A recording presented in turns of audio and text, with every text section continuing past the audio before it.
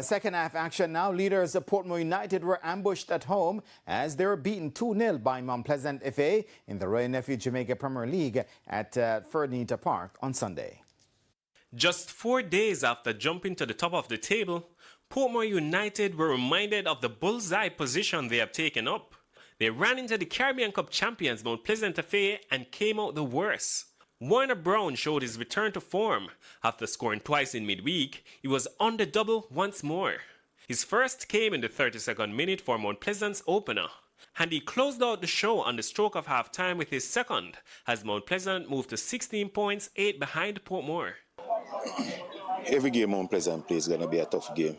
You know, there's no easy game, so it doesn't really matter the opponent we play. We expect a tough game, and the next opponent is the Racing, and we look forward to it.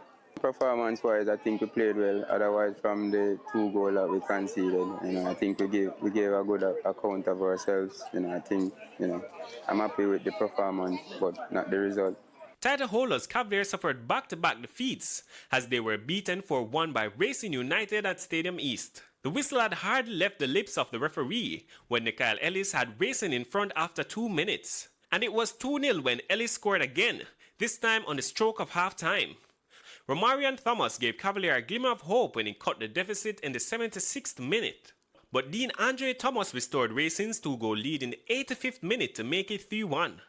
And Tajay Grant put the icing on the cake 3 minutes from time for 4-1. Well, based on this storm, I think we will manage the storm situation well with our players. Keep in contact with them and keep training. And also wait for the opportunity to come and the competition to resume. And we start off on the right footing. Well, we started off bad.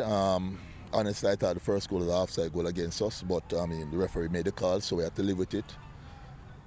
I think the second goal was also pretty much a giveaway from our part. Slapping us around the back, and so we paid for it. But this Racing team is not a bad team, and if you fool around with them, they'll score, and that's what happened to us today. There were no goals between Dumbarholen and Chapelton Maroons at the Dumbarholen field.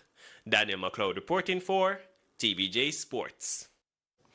And that is the final whistle for this evening. Recapping the top stories making Primetime Sports Sunday.